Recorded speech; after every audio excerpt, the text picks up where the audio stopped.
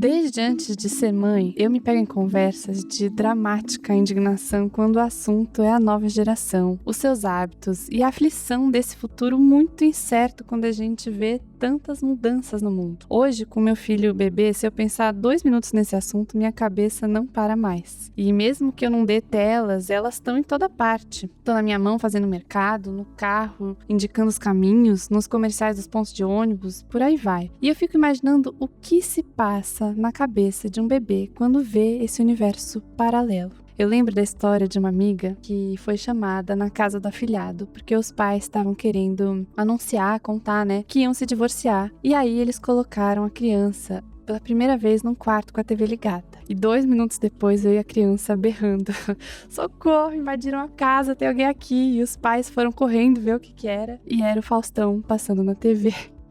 Então, hoje eu queria falar sobre essa construção da nossa relação com a realidade virtual, sobre as diferentes, novas e antigas tecnologias de desenvolvimento humano e o seu impacto na nossa constituição, principalmente na formação de novos seres que nascem com essa relação já normalizada.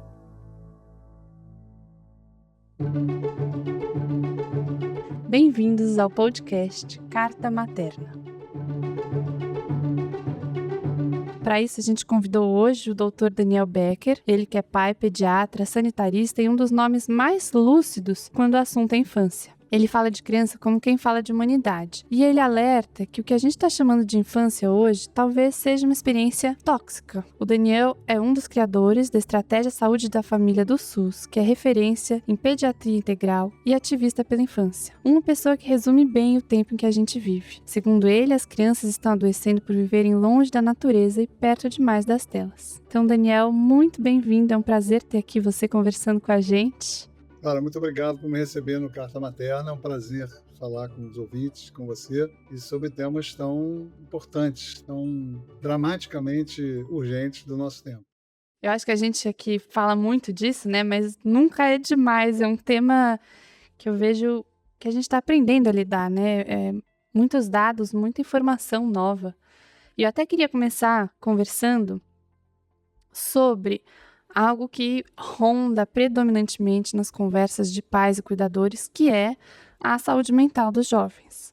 Então, lendo aquele livro lá que foi uma bomba da geração ansiosa, do Jonathan Haidt, ele compara que o tempo livre de brincadeira entre crianças caiu mais de 50% desde os anos 90, enquanto os diagnósticos de ansiedade e depressão dobraram.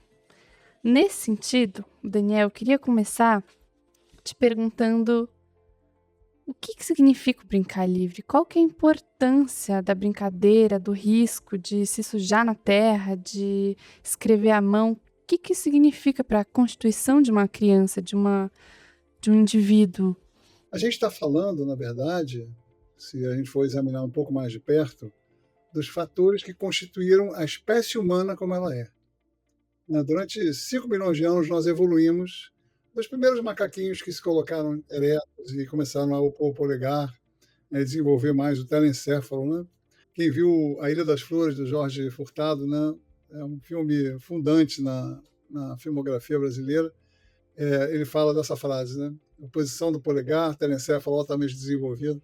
Então, se você pegar esses 5 milhões de anos e colocar eles em um período de 12 horas, a Revolução Industrial, que é justamente o momento em que a gente senta, se confina, fica dentro de 4 paredes, vê pouca luz, fica mais sedentário, começa a comer comida mais industrializada, começa a se isolar mais, começa a se fechar mais nas casas, a urbanização violenta começa a crescer e tal.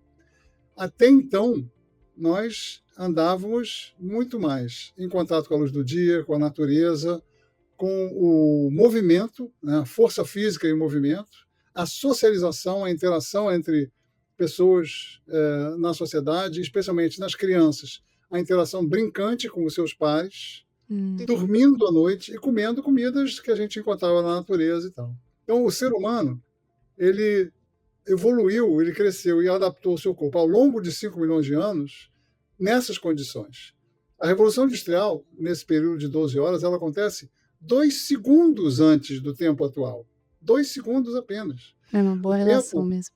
Totalmente insuficiente para a gente se adaptar a essas novas condições, que são, essencialmente, aliás, nos últimos 0,0015 segundos, né, que é o tempo dos últimos 10, 12 anos, menos do que um centésimo de segundo, condições nas quais nós não apenas estamos confinados, sedentários, comendo muita porcaria, muito corantes e conservantes, etc., isolados, interagindo pouco, mas nós estamos mergulhados muito mais em telas digitais que trazem toda uma consequência, uma série de consequências para o nosso funcionamento, para o nosso bem-estar, para o nosso cérebro, né?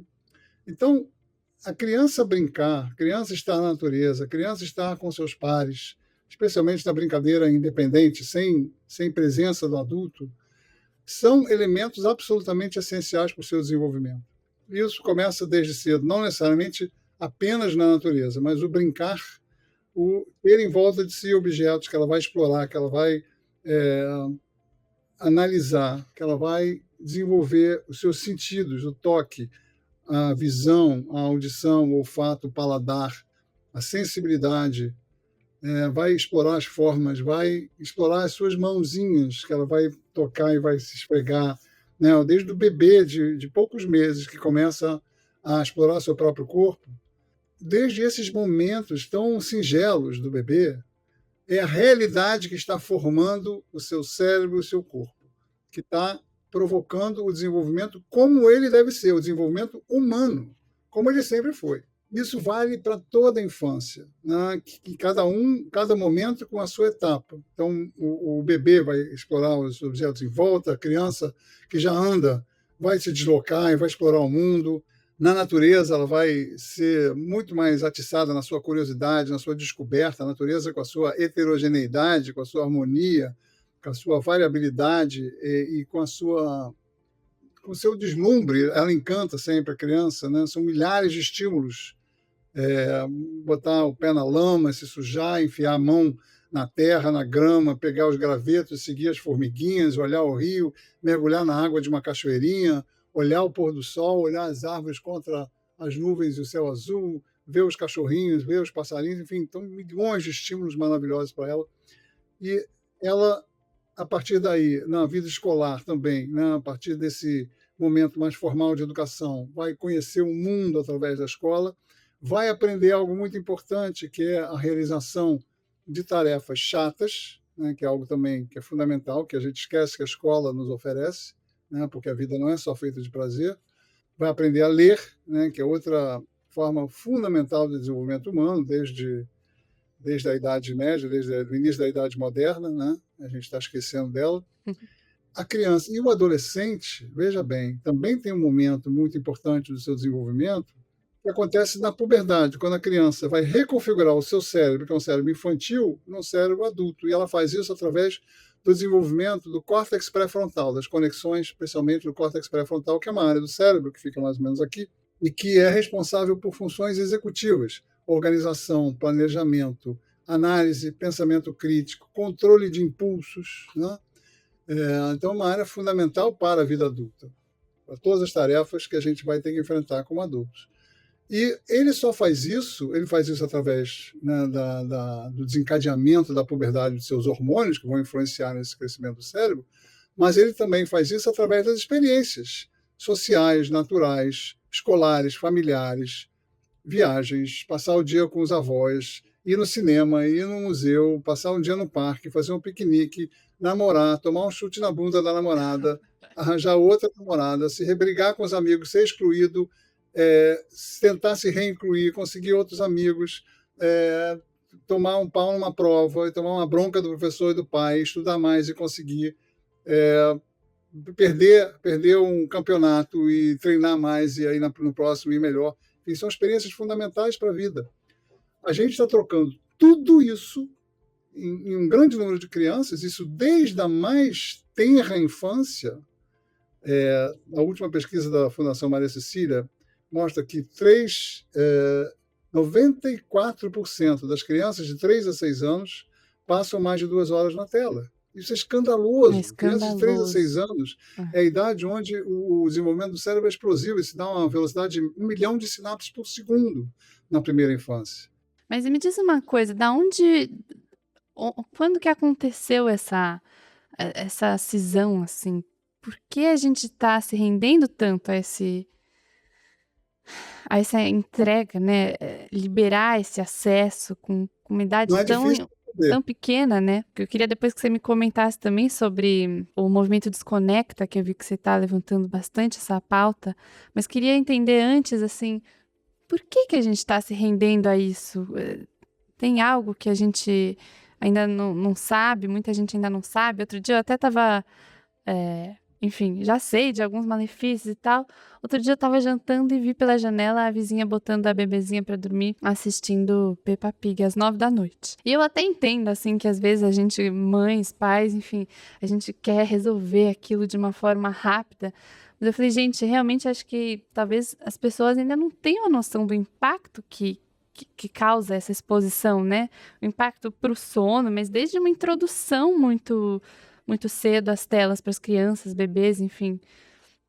Você enxerga por que que a gente está se rendendo um pouco a isso? Enxergo completamente, e isso está bastante conhecido, inclusive. Existem leis que estão indo na direção da gente tentar corrigir isso. O que acontece?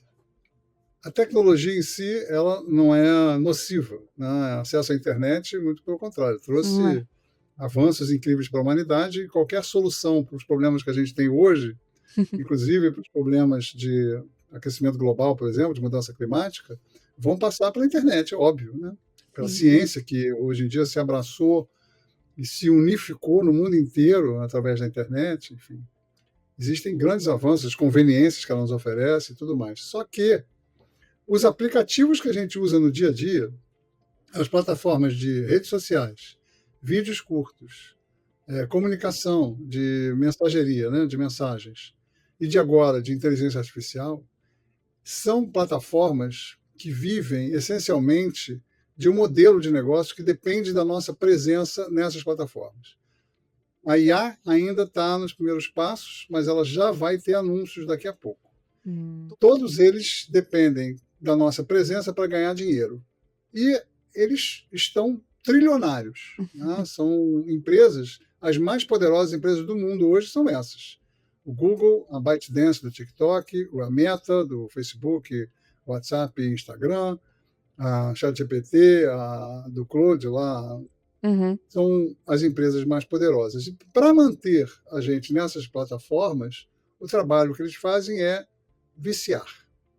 Viciar literalmente. Eles descobriram, assim que, aliás, como a indústria do álcool, a indústria do tabaco, a indústria dos ultraprocessados, a indústria dos jogos online, dos jogos de azar, todas elas são indústrias riquíssimas que exploram uma só mineração, que é minerar a suscetibilidade humana ao vício.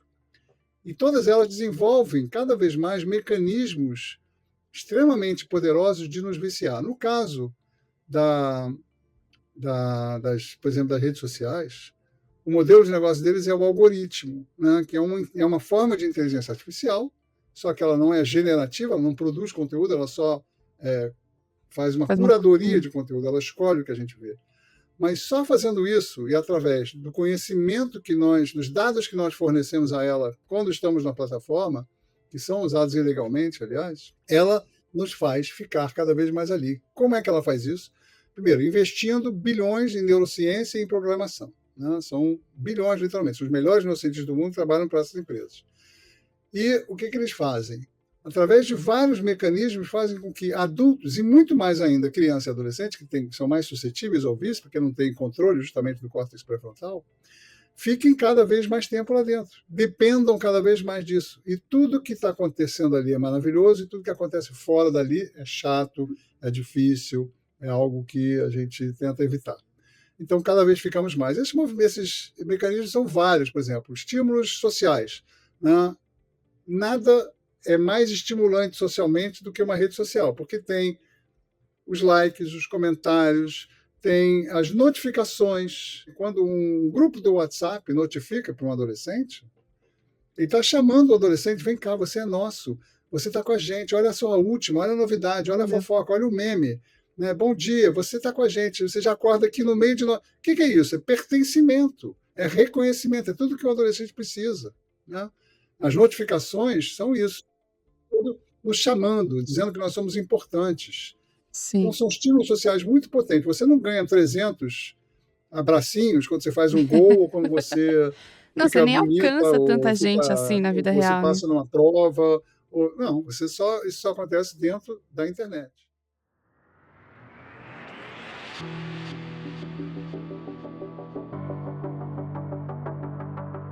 Além disso, você tem os vídeos curtos em si, né, que vão trocando de conteúdo a cada momento. E o conteúdo deles, além de ser um conteúdo anódino, sem reflexão, sem personagens, sem história, sem conflito, são conteúdos que engajam, seja pela gracinha, pelo ódio, pela futilidade que faz o cérebro entrar em repouso, aquela coisa, né, e o cérebro adora repouso, porque ele é um órgão que gasta muita energia. Sim. E também pela questão da radicalização. Quanto mais você procura um determinado tema e você demonstra a tua preferência nesse tema, mais você vai ganhar vídeos, você vai receber vídeos baseados nessa tua preferência. Isso faz com que a gente vai radicalizando essa preferência. Então, quando se trata de uma coisa de consumo, a gente vai ficar cada vez mais ligado em marcas e necessidade de comprar, etc. Quando se trata de uma necessidade de beleza, você cada vez vai achar que você precisa mais dessa radicalização, e aí você pensa nas meninas recebendo vídeos que a gente chama de comparação ascendente, né? Com as Virgínias da vida, com os seus corpos modelados por cirurgias e procedimentos e silicones e remédios, ela vai querer ficar igual porque ela se sente péssima, e aí começa a se odiar, a baixar sua autoestima, se automutilar, etc., e vai evoluir para um transtorno alimentar. Cada vez vai radicalizando mais. E os meninos começam a receber vídeo de misoginia, de achando gracinha, que não sei o quê, que mulher é isso e aquilo, fazendo piadinha, e depois, daqui a pouco, ódio, violência, objetificação, né? De objetificação da mulher. A pornografia faz um trabalho semelhante, enfim. Ao mesmo tempo que isso nos vicia, isso também nos radicaliza. E aí isso vai gerar muita toxicidade para crianças e adolescentes. Então, o vício é que explica que a gente esteja tão ligados. Inclusive, o vício dos adultos, que para sustentar esse vício, eles precisam também colocar os filhos nas telas. É isso que está acontecendo em muitas famílias. Exato. Porque é isso que eu queria entender. Antes do acesso às redes sociais, tem o bebezinho vendo a TV, tem o bebezinho vendo o celular da mãe. Qual é o impacto isso para um bebê enxergar essa realidade? Bebezinhos sendo empurrados no carrinho, bebê de com meses, a tela. 10 meses, 1 ano, com um tabletzinho na mão. Sim. E o pai ou a mãe atrás olhando o celular também, empurrando o carrinho, que é até perigoso. Né? Enfim, a gente está vivendo uma epidemia muito séria e muito grave que pode estar mudando o perfil da humanidade mesmo. Eu estava vendo um estudo da BMC, da Public Health, que crianças expostas a telas antes dos 2 anos têm maior risco de desenvolver problemas emocionais, hiperatividade e dificuldade de aprendizado. E, para além disso, quais são os principais riscos dessa exposição? Não só a nível biológico, que tem a ver com os nossos olhos e tal, mas a nível emocional, constituinte, no sentido de você... Porque um bebê tem uma dificuldade, né, de discernir o que é a realidade aqui agora, e se você mostra uma TV, que nem o exemplo do menino que achou que o Faustão fosse um invasor. Ele tem dificuldade de entender o que é o quê, o que é real. Então, qual o impacto da gente normalizar essa realidade virtual para as crianças, assim? O impacto que a gente está vendo é de curtíssimo prazo. Né? As telas começaram a se espalhar para crianças e adolescentes, primeiro para adolescentes e mais recentemente para crianças, nos últimos 10 anos, claro. Nós estamos em 2025, no finalzinho de 2025. Nos Estados Unidos, esse fenômeno é localizado em 2012 pelo Jonathan Haidt. É o ano em que explodem não só a distribuição de smartphones para adolescentes, mas também aumenta a velocidade de banda. A App Store, né, as lojas de aplicativos estão bombando, né, os aplicativos de rede social. O Facebook começa em 2010, me parece. O primeiro iPhone é de 2007, a primeira tela clicável, que é o início dessa revolução. O Facebook começa mais ou menos 3, 4 anos depois vem o Instagram, o TikTok, etc. Agora, mais recentemente, a inteligência artificial, que tem outros níveis de risco também muito assustadores, mas é um fenômeno muito recente. A gente não sabe a curto prazo o que é esse experimento global, maciço, com toda a humanidade, porque somos 8 bilhões no planeta, pelo menos uns 5 bilhões de usuários de telas. O que isso vai causar a médio e longo prazo, a gente não sabe. Os efeitos até agora são muito ruins, que tem os efeitos positivos da tecnologia, mas os efeitos desse tipo de aplicativo, de redes sociais, vídeos curtos. Então, esses aplicativos de interação com o usuário direta, que são os viciantes, os resultados são muito ruins. Eles causaram não só a maior crise de adoecimento mental e emocional da criança e do adolescente, eu acho que do adulto também a gente pode dizer, porque a depressão e a ansiedade estão aumentando, e eles não são os únicos causadores, é claro, estão implicados nisso. Eles causaram uma onda de negacionismo científico gravíssimo, porque nós precisamos da verdade para poder mudar o mundo, né? Se a gente tem metade da humanidade que não acredita em mudança climática, que não acredita em vacina, a nossa existência está ameaçada, né?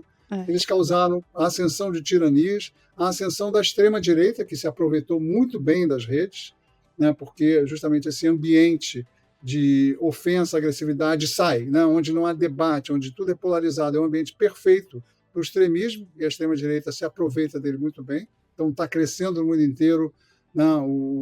A popularidade dos partidos de extrema-direita no mundo inteiro com as suas propostas radicais e de uma frase: imigrantes são um problema, vamos metralhar os petistas, né? A esquerda é horrível, não sei o quê, existe isso, e a mentira se espalha com muita facilidade, e eles sabem explorar a mentira também.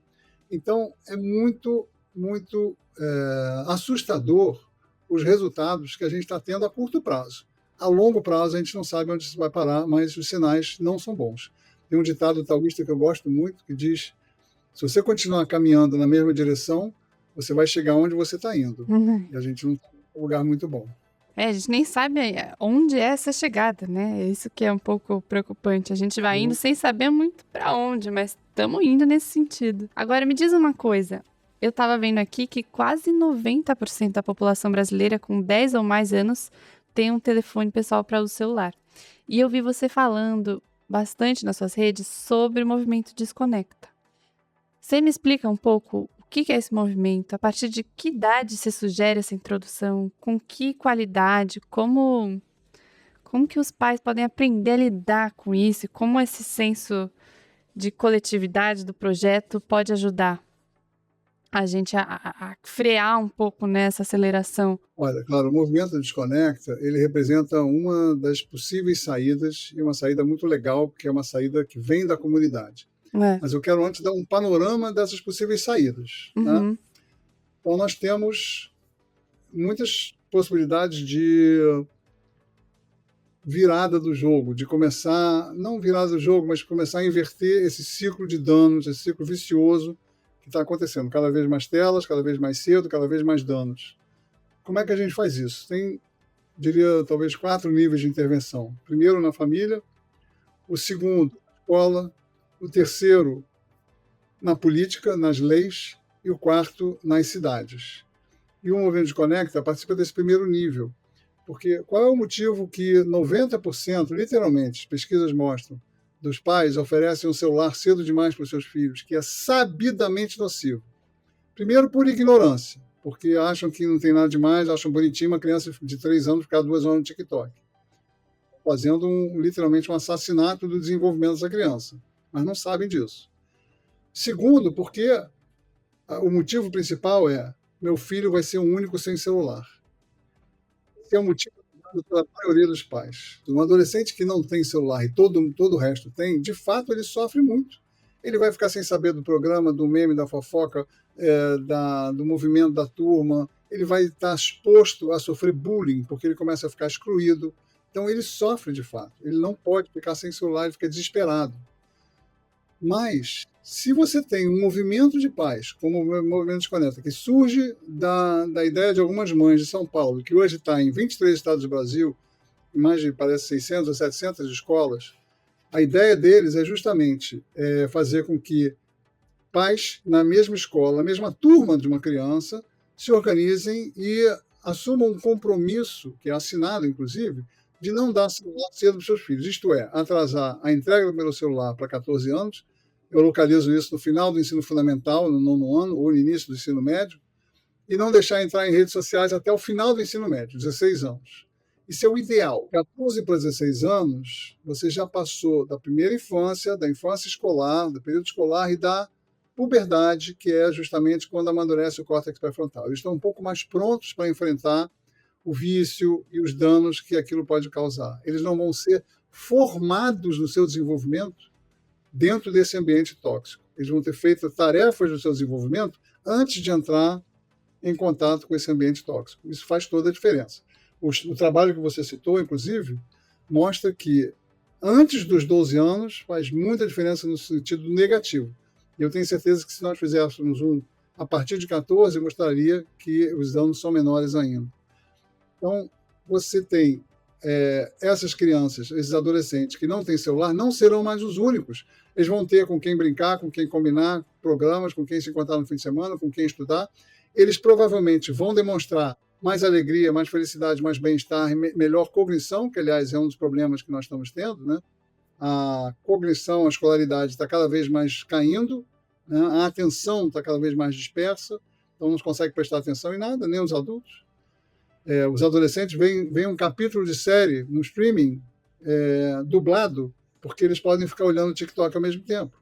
Eles tentam, a atenção está tão desgastada que chega a esse ponto.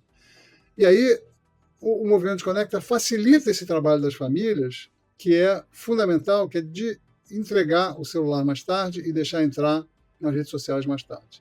Ainda na família, quando você entrega um celular, você vai ter que trabalhar, e vai ter que trabalhar muito, porque você vai lutar contra um gigante da tecnologia. Não é você contra os seus filhos, é você e seus filhos contra um gigante da tecnologia que está tentando roubar ele de você. Não, e eu achei interessante, a gente também, né, tá nessa luta. A gente também, como pais, a gente também tá nessa luta de vício, né, de conseguir ter um controle mínimo. O nosso próprio vício. Então, o que você tem que fazer? Um contrato familiar, onde o adolescente seja chamado para discutir também, para ele ser ouvido, porque ele, sendo ouvido ele vai aderir melhor, onde haja regras para crianças, para adolescentes, para adultos, onde conste ali para o adolescente restrição do número de horas, restrição de aplicativos, forma de usar os aplicativos, respeito ao sono, respeito à atividade física, à brincadeira, à interação com os amigos, ao estudo, etc. Respeito à convivência familiar, refeições em família, sem telas, etc. Uma vez que você estabelece isso, você também tem que supervisionar, porque não adianta fazer um contrato só, ele vai provavelmente burlar, o adolescente tem uma tendência a transgredir, natural e saudável. Então, a gente tem que supervisionar, através, por exemplo, de aplicativo de controle parental, olhar as contas, olhar as mensagens. Não existe privacidade na internet, tem que ter senha, sim. Com o aplicativo, você nem precisa muito de senha. Os bons aplicativos, como o Custódio, que é o considerado o melhor, QUSTODIO, Custódio, você nem precisa de senha, na verdade. Você consegue observar bem o uso dos aplicativos pelo seu filho. E também a coisa talvez mais importante nessa supervisão é o que eu chamo de desenvolvimento de pensamento crítico. É estar do lado da criança, do adolescente, da criança não, porque a criança não tem que ter celular, mas estar do lado do adolescente e olhar, assistir com ele os vídeos que ele recebe para poder ajudá-lo a criticar, a analisar criticamente esse conteúdo. Então, meu filho, isso aqui é um cara dizendo que a tua irmã, que a tua mãe são inferiores aos homens, que elas têm que obedecer, que tem que bater se desobedecer, que não sei o quê, que tem que pilotar fogão. É isso que você acredita que a tua mãe e a tua irmã merecem? Você acredita que mulher tem que ser tratada com violência? Lidar com esse tipo de conteúdo, né? Está te vendendo, essa mulher aqui está se exibindo um corpo falso para você achar que você pode chegar a ter esse corpo aí às custas do suplemento que ela está vendendo. Isso é mentira, ela está te enganando. Isso aqui é tudo falso, é hiato, filtro, é silicone. Esse cara aqui está te vendendo um vape dizendo que é cool, e, na verdade, isso não tem nada de cool. Isso isso mata. Esse cara aqui está falando que o Holocausto não existiu, está falando que a escravidão não existiu. O que esse cara está? Ele é um racista, um nojento que está te incutindo as piores ideias possíveis da humanidade. É isso que você quer? É usar como uma oportunidade para educação, né? Eu até vi outro dia a Fernanda Lima falando que para como se diz, influenciar o algoritmo dos filhos dela, ela tem um grupo no WhatsApp da família e ela vai mandando uns vídeos sobre saúde ou sobre políticas públicas, porque ela fala, é a maneira que eu encontro, e eles são obrigados a assistir, porque eu quero ir minando o algoritmo deles com coisas relevantes. Eu falei, nossa, é genial isso. Você treinar o algoritmo, fazer eles assistirem bons influenciadores, vídeos legais, políticas públicas, agências internacionais, enfim, ciência, história, tudo isso é legal. Tem muita coisa boa também na rede, né? Eu acho O meu interessante. algoritmo ele é maravilhoso. Eu posso ficar muito tempo ali e só vou receber coisa boa, porque eu treinei o meu algoritmo para isso. E, finalmente, tem outros 2 níveis de intervenção, claro, que são muito importantes também. Primeiro, primeiro a escola, né? Outros 3 níveis. Tem a família, a escola, políticas públicas, e aí você tem legislação e cidade, que eu divido. Na escola, nós já conseguimos uma vitória incrível, que foi a lei que proibiu o celular nas escolas. Isso foi uma das maiores conquistas da infância do ano de 2024, no finalzinho do ano, quando a gente aprovou essa proibição. Um dos maiores orgulhos da minha carreira como pediatra, como ativista da infância, é esse. Eu participei ativamente dessa lei, né? Eu trabalhei com o secretário de Educação do Rio para que ele proibisse, primeiro na sala de aula, depois no recreio também. Em 2024, as escolas ficaram sem celular aqui na rede municipal do Rio, e ele mesmo, com muita coragem, com muito pioneirismo, levou isso a Brasília e conseguiu aprovar isso no Congresso em tempo recorde. Em 2 semanas a coisa estava aprovada, o Lula sancionou, e nós temos, então, em 2025, essa lei nova que permite que as crianças tenham mais atenção na sala de aula, que os professores consigam passar a sua matéria, se comunicar e ter um mínimo de atenção das crianças, e que a gente tenha atenção e que a gente tenha brincadeira e movimento e interação nos recreios. Então, foi uma revolução para a infância, porque ali, pelo menos, são 4 horinhas ou 6 horinhas em que as crianças estão livres do mundo digital, para interagir no mundo real. Isso é muito importante. Terceiro, política pública. Também, por um milagre, os ativistas vinham trabalhando essa questão da regulamentação de leis para proteger a infância e a adolescência no mundo digital há anos, e não conseguia nem chegar num gabinete de um político. O Felca, aquele vídeo ele chamou de adultização, explodiu no Brasil, foram 60, 70 milhões de views, sei lá quantos. Ele conseguiu chegar no Congresso em um fim de semana. Na segunda-feira, o Hugo Mota já estava pautando esse negócio. E nós conseguimos também, através de muito ativismo, um grupo de pessoas lideradas aí por SECOM, a Secretaria de Comunicação do Governo, de vários ministérios, de entidades importantíssimas como o Instituto Alana, SaferNet e outros, conseguimos chegar a aprovar o ECA Digital, que é uma legislação que vai entrar em vigor nos primeiros meses aí de 2026, está sendo regulamentada, vai ser implementada pela Autoridade Nacional de Proteção de Dados, e que vai realmente trazer uma das melhores proteções do mundo para a infância e adolescente nas plataformas digitais, impedindo e bloqueando conteúdo, forçando eles a bloquear conteúdo inadequado, não permitindo propaganda vinculada ao emocional das crianças, facilitando o controle parental, retendo dados de golpistas e criminosos para quando houver uma investigação, etc, etc. E, finalmente, a outra coisa que nós precisamos é que, se a gente vai tirar o celular, a gente precisa devolver a infância para os nossos filhos. Por isso, a gente precisa de cidades que sejam amigas da criança, do adolescente e da família. Isso vai trazer benefícios para todo mundo, porque uma cidade que arboriza suas calçadas, que arboriza suas praças, que mantém bons brinquedos, bem seguros, iluminadas, acessíveis, com atividades ricas em atividades artísticas, esportivas, culturais, comerciais, é uma cidade que traz as pessoas para a rua.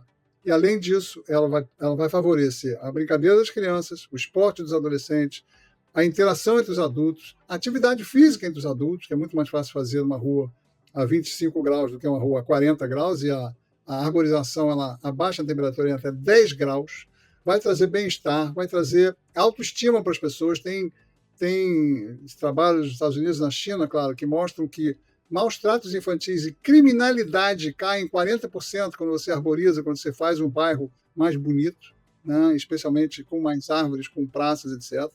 Vai trazer biodiversidade, vai reduzir as emissões, vai mitigar enchentes, vai reduzir as ondas de calor.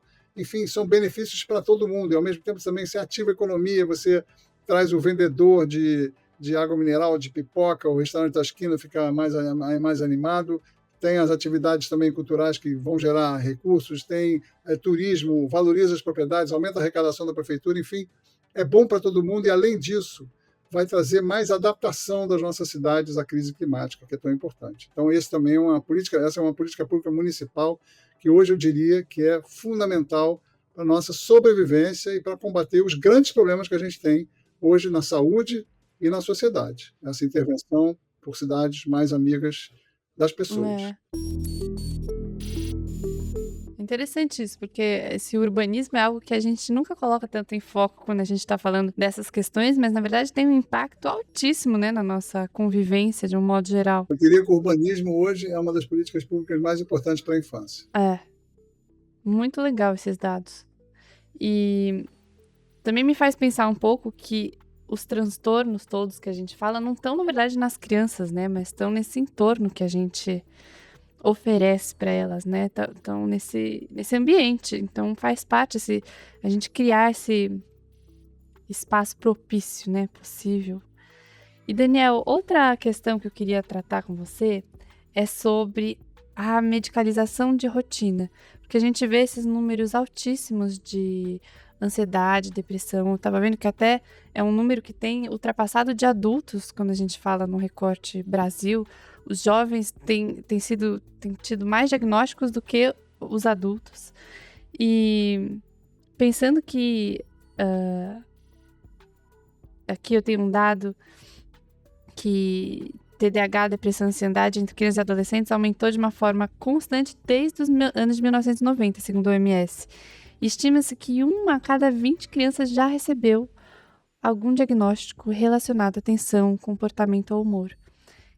E nesse sentido, acho que, enfim, vou deixar você falar, mas queria entender como que você olha para isso no sentido não só de lidar com todo esse aspecto que a gente acabou de falar, mas a gente tem entrado com muita medicalização para esses sintomas, né? Como que a gente pode cuidar disso de maneiras alternativas? Como tem sido essa medicalização de rotina? Como você olha para isso, para esse tratamento? Olha, Clara, você faz um experimento científico, pega 10 crianças, tira elas do mundo real, coloca elas confinadas dentro de um quarto, sem brincar, sem interagir umas com as outras, cada uma no seu quartinho, fechado, sem ver a luz do dia, comendo porcaria, comendo Cheetos, tomando Pepsi e comendo miojo o dia inteiro, sedentárias, paradas, sem atividade física, sem brincadeira, e com pouco contato com os pais, sem contato com os amigos, e dormindo muito pouco durante a noite, interrompendo o sono para jogar, para mandar mensagem,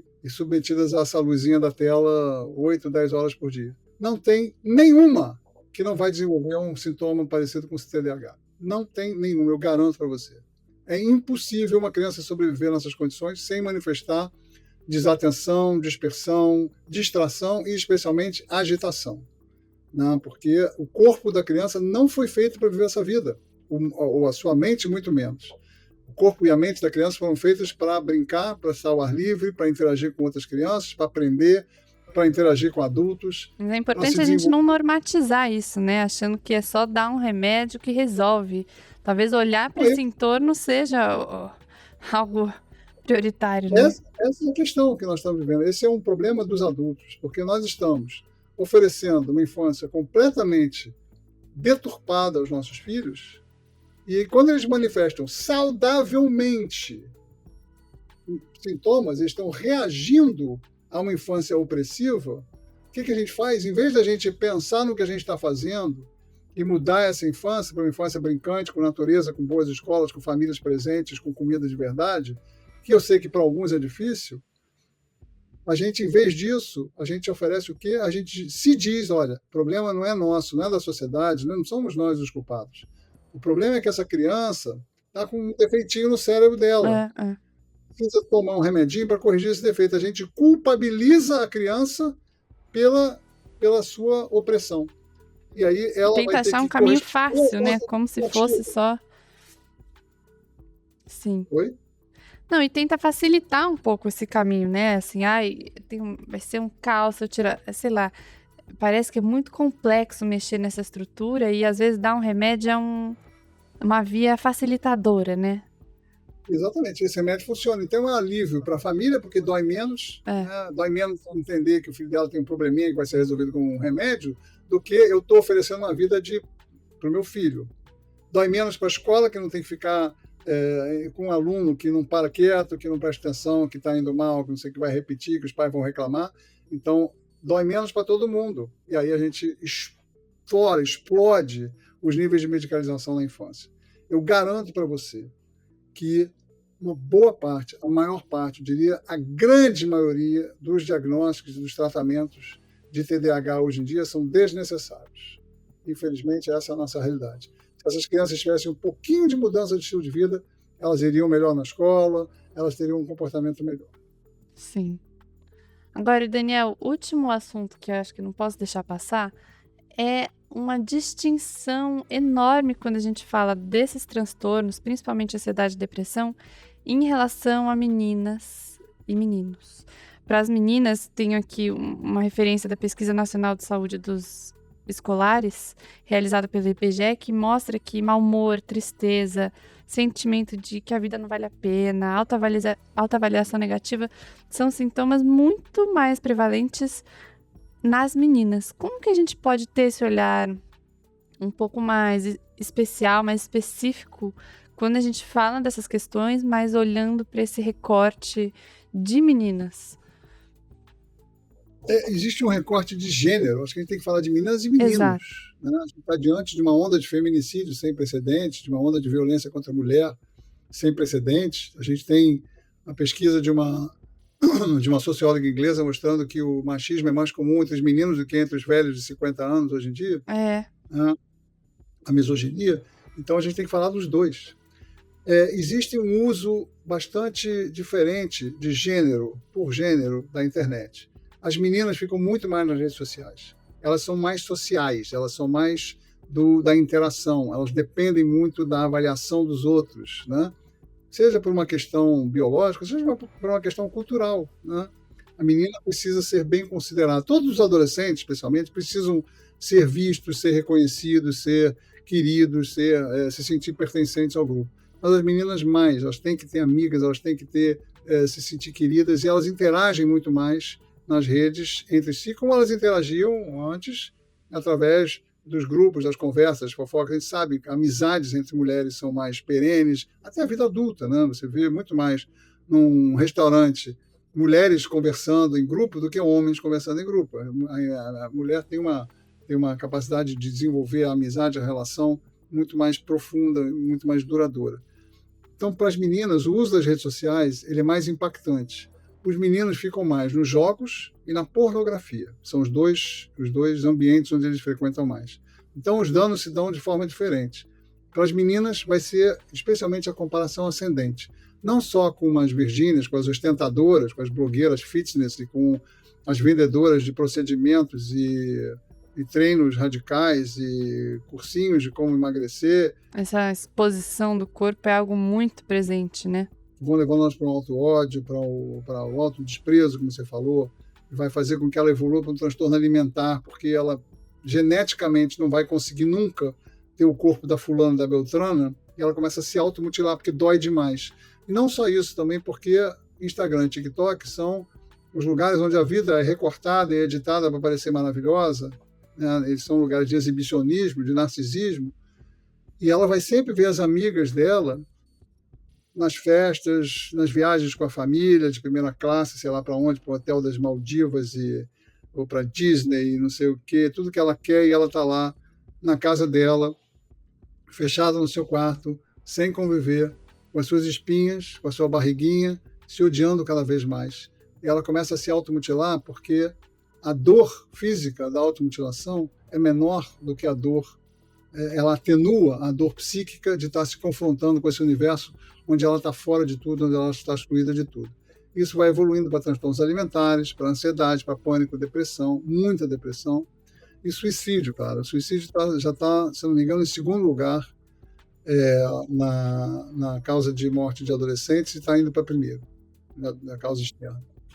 E os meninos viciados em pornografia e viciados em jogos, né? E a partir daí eles ficam vivenciando um ambiente extremamente violento.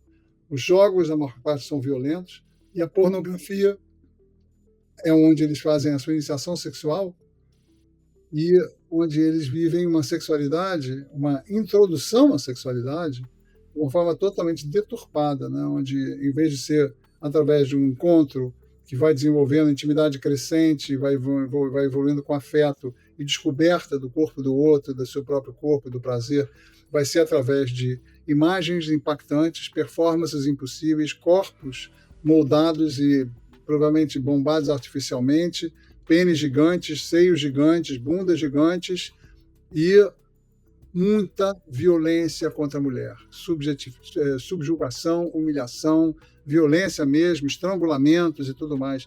É assim que eles aprendem que deve ser o sexo, né? E eles exigem isso das suas parceiras e se exigem isso também. E aí você tem consumo explosivo também de tadalafila, né? de um remédio que é para disfunção erétil de adultos, de idosos, explodindo na adolescência. Tem outros usos, né? O pessoal que vende isso também, essa ideia de que faz bem para fazer academia, não sei o que. Isso é um absurdo, é um horror, é uma mentira brutal. Enfim, quem está gostando é a indústria farmacêutica. E também nos jogos, muita violência e muita pescaria. Nos jogos acontece muita pescaria de criminosos, bandidos, especialmente de extrema-direita, nazistas, grupos nazistas, por exemplo, grupos de apologia a ataques à escola, grupos misóginos que capturam esses meninos nos jogos e que se aproveitam da fragilidade deles, né, de sofrerem bullying na escola, de terem famílias negligentes, muitas vezes estarem abandonados lá numa tela, para insuflar sua autoestima, seu pertencimento àquele grupo. Ele se encontra ali, desenvolve a sua identidade ali e vai se tornar um misógino, um neonazista, um fascistoide, um violento, um bulinador, etc, etc. Vem ainda aquela relação da segurança que a gente fica, né?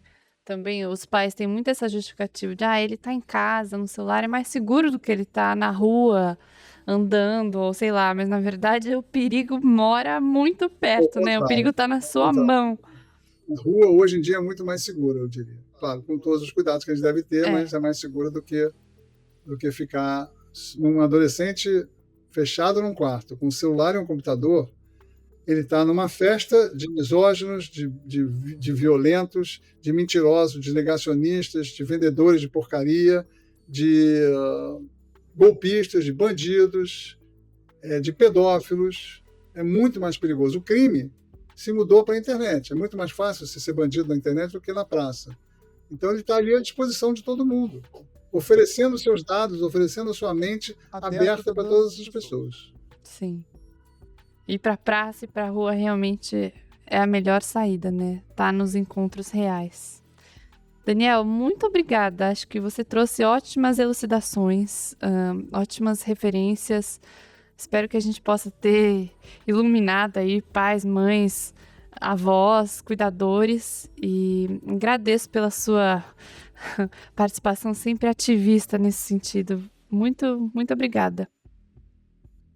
Obrigado a você, Clara, pela conversa, a carta materna, por esse convite, e dizer que existe sim esperança, que é possível mudar. Sim. A gente tem que se dar conta dos riscos que os nossos filhos estão correndo e ter coragem de devolver a eles uma infância e uma adolescente no mundo real, decente, bem vivida, porque eles vão responder certamente com uma vida melhor no futuro, com melhor comportamento, livres de todos esses riscos absurdos que eles estão correndo na internet. Sim, a gente fala tanta coisa ruim, né? Mas é importante frisar que tem saída. Ainda temos muitas ferramentas. É isso. Obrigada, Daniel. Bom dia para todos, boa tarde, boa noite e obrigado a vocês pela oportunidade. Obrigada. Carta Materna é uma produção de Carta Capital.